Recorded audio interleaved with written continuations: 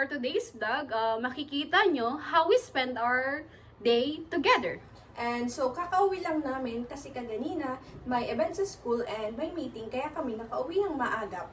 So ayun, bago namin umpisahan ng content na gagawin namin is, gagawa muna kami ng mga pending activities na kailangan ipasa sa Sunday! So ayan, alam nyo na, mahilig mag-cram. So ayun, ipapakita ko na lang muna sa inyo ang kaganapan kanina nangyari sa school. So, bye!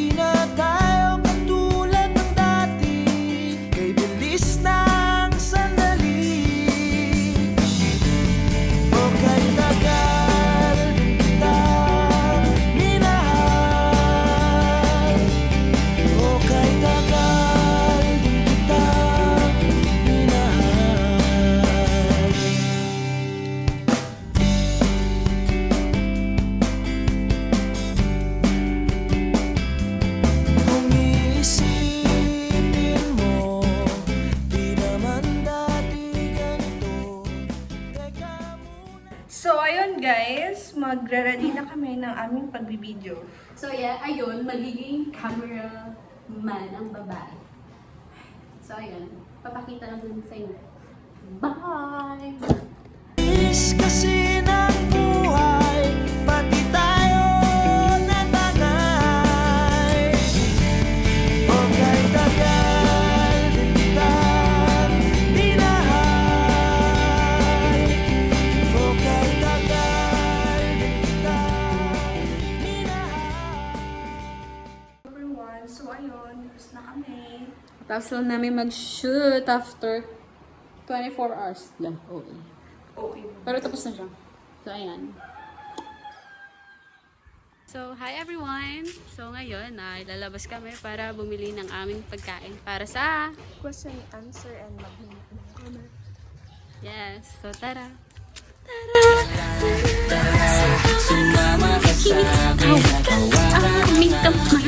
Okay.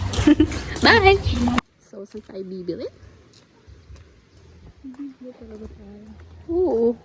2,000 years later. Ayun guys, nagbili lang kami ng aming snack at juice. Pauwi na kami. An eternity later.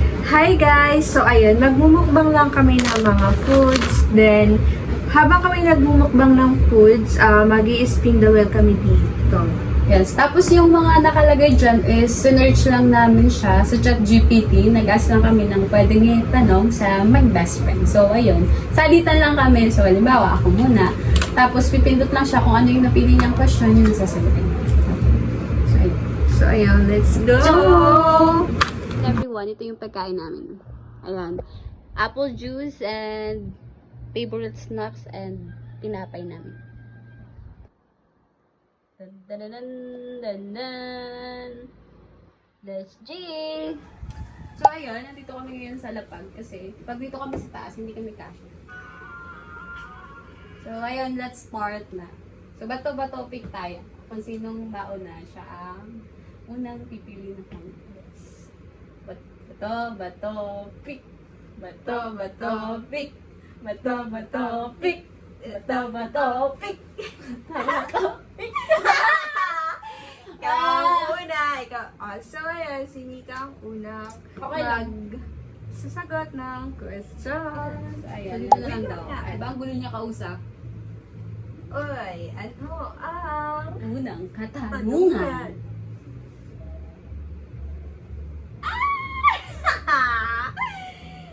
Uy.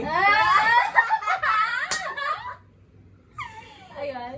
Anong nakuhang tanong? Ay, hindi kita. So, basahin mo na lang. So, ang katanungan ay, may nagustuhan ka na bang taong hanggang tingin ka lang? Ang aking kasagutan ay, opo, ate. So, ayun. Totoo yun, meron. Pero siya lang yung nakakaalam. Pero, Sino muna? secret! So, ayan, let's proceed to the next question. Siya naman, guys. So, what's that? Ano kaya to? Yun ang paboritong tinapay. Ang prosino, guys. Hindi ko alam kung alam nyo ba to, pero alam nyo masarap. Hala! Ayan. Ang kanyang tanong ay, may nagustuhan ka na bang taong lagi mong nakikita, pero hindi mo nakakausap? Parang may kilala ko. Madami. Makiripo talaga siya, guys. Correct. So, ang kanyang sagot ay, Meron. marami, baka. Okay. Ano ang Ano?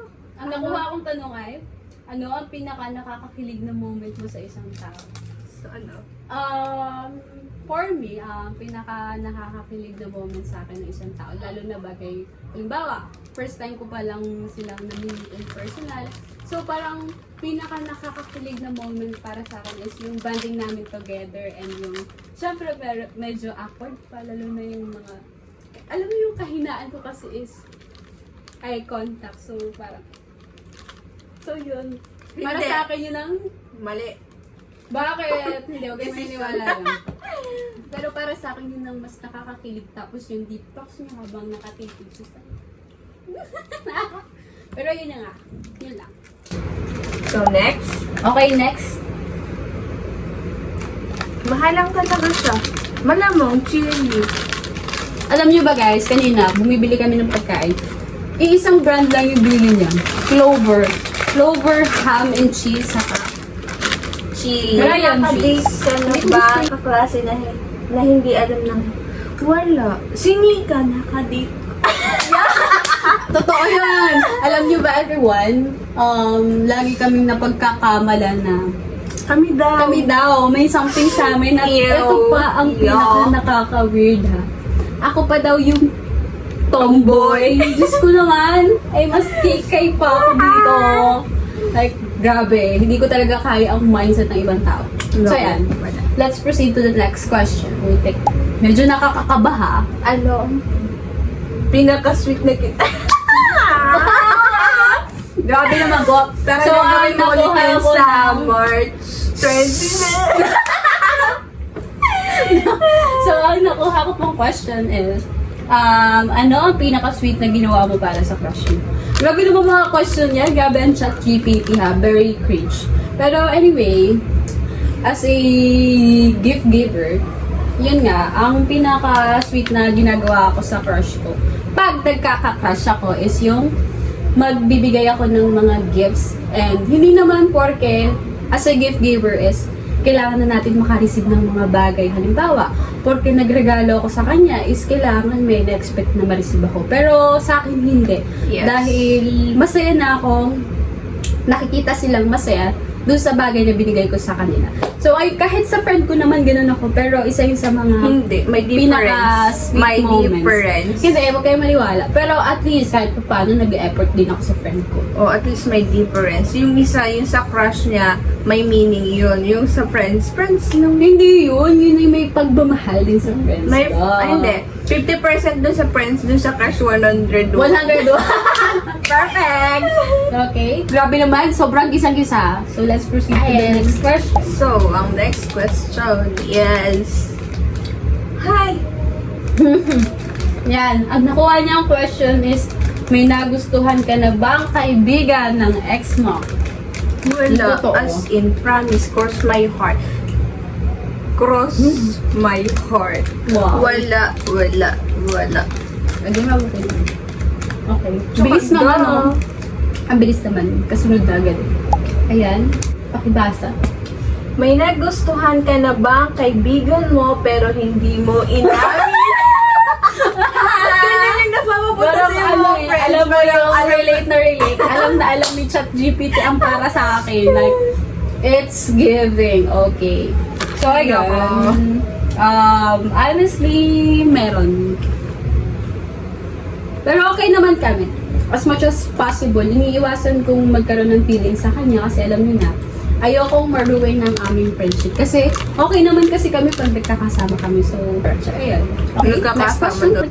So, sa next question naman ay siya naman na Kinakabahan ako. medyo OA mo. Ano ba yun? Ayan, ang nakuha niyang question ay, basahin mo. May nagustuhan ka na bang hindi ka gusto? Yun na yun. Parang nabubulingan siya eh. Oo, meron. Sige. Nakuli talaga. Hindi, meron talaga. Kaso, katulad nga ng sinabi niya kaganina, ay parang maroon yung friendship ba? Kaya, Okay, ako naman. Next, Ang bilis next, naman. next. Oh my God. Sino? Sino? Drop name. Sino daw? Wow! Ang nakuha akong question is, sino ang pinaka-attractive na taong kilala mo sa school? So, for me, ang isa sa mga pinaka-attractive na kilala ko sa school is, sino nga ba? Attractive sa'yo. Hindi pwede. Si ano, feeling ko si... Lalaki ba or babae? Pwedeng both. Pwede both. Well, for me, pinaka-attractive na kilala ko is syempre si...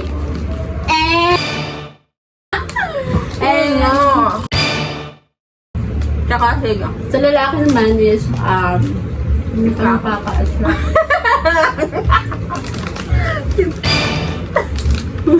Kasi,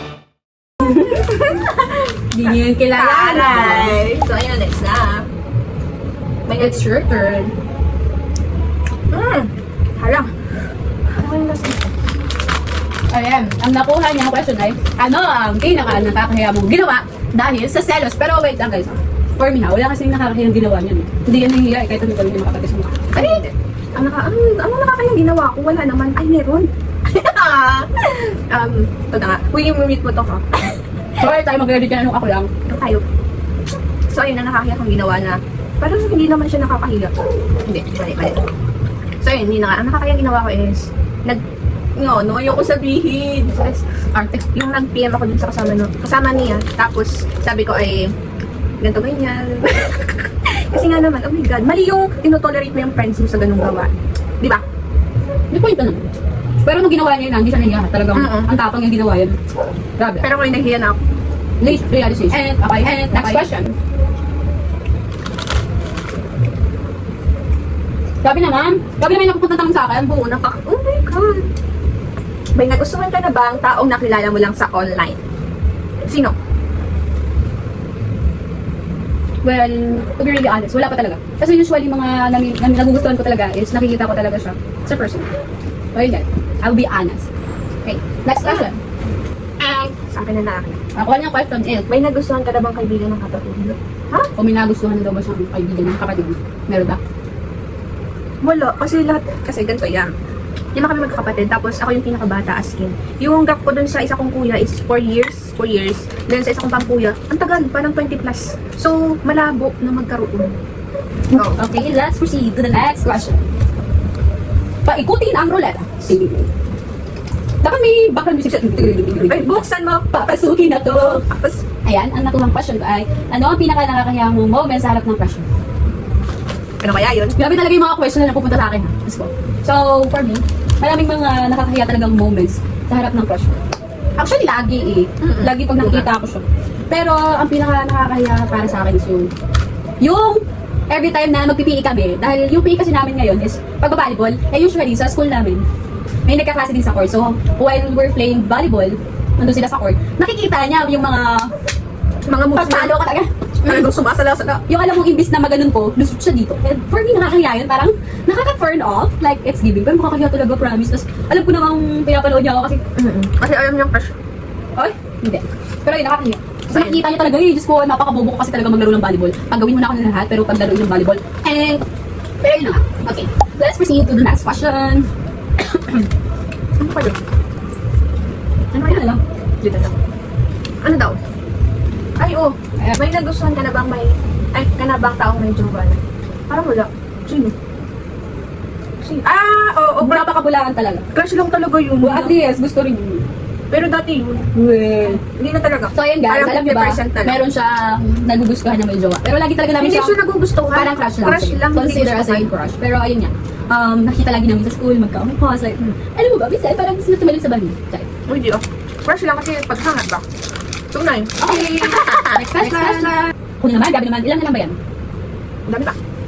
Buksan mo, papasukin ako. Alam niyo ba, dahil nas na kami sa song. Buksan mo, Papasukin ako. Papasukin ako. Ito talaga yun, ganun papasukin ako. Ulit. 1, 2, 3, go. Buksan mo, papasukin ako. Papasukin ako. Bulaklak para sa'yo. Okay. Oh, ito na. Ano ko ang question next? Sino ang tao gusto mong i-date kung may cheese? Siyempre, sino pa? Yung iba. Yung question lang. Hindi ka to. Ay! Dapat kami guys. Napaka-privacy. Ay! Respect my privacy.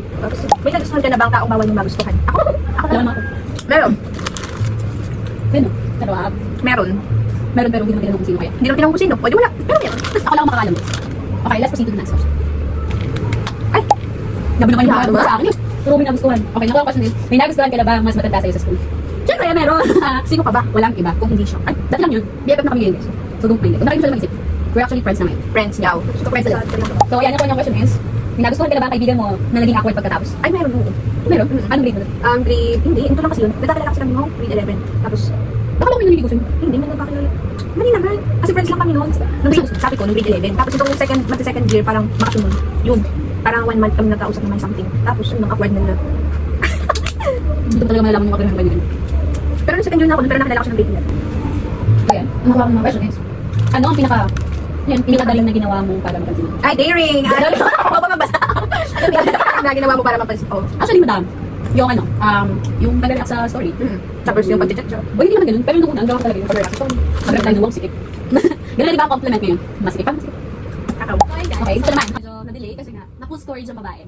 Ito talaga yung napaka-hassle sa iPhone user. So ngayon, last question na talaga kami and yeah, siya na talaga ang siya na talaga ang sasagot. So nakuha nga niya ulit na question is, may nagustuhan ka na ba ang taong kakikilala mo pa lang? So, ang kasagutan ko dyan is wala. Kasi lahat ng nagugustuhan ko, parang around 3 or 2 months ko bago ko siya magustuhan pa. Ganun. Or more than.